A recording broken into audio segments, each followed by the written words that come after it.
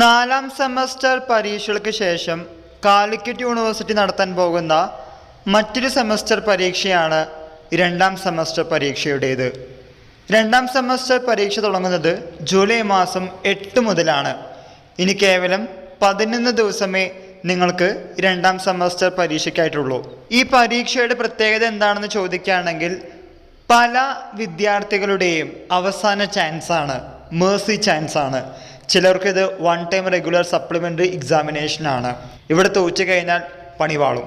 അപ്പോൾ ഇത് എഴുതുന്ന റെഗുലർ രണ്ടാം സെമസ്റ്റർ വിദ്യാർത്ഥികളോട് പറയാനുള്ളത്, ഒന്നാം സെമസ്റ്റർ റിസൾട്ട് വന്നു, നിങ്ങൾക്ക് ഏകദേശം ധാരണയായി. +2 ലെവലിൽ പഠിച്ചാൽ മതിയോ അതോ കുറച്ചും കൂടി അധികം പഠിക്കാനുണ്ടോ എന്ന കാര്യത്തിലൊക്കെ ഏകദേശം ധാരണയായിട്ടുണ്ടായിരിക്കും. ഒന്നാം സെമസ്റ്ററിൽ എക്സ്പെരിമെൻ്റൽ പേപ്പറിൻ്റെ സ്പെസിമെൻ നിങ്ങളാണെങ്കിൽ രണ്ടാം സെമസ്റ്റർ മുതൽ ക്വസ്റ്റ്യൻ പേപ്പറുകളെ മനസ്സിലാക്കി പഠിച്ച് മുന്നോട്ട് പോകാനുള്ള കരുത്ത് നിങ്ങൾക്ക് ആർജിക്കണം. ഡിഗ്രിയുടെ ക്രൂഷ്യൽ ടൈമൊന്നുമല്ല സെക്കൻഡ് സെമസ്റ്റർ.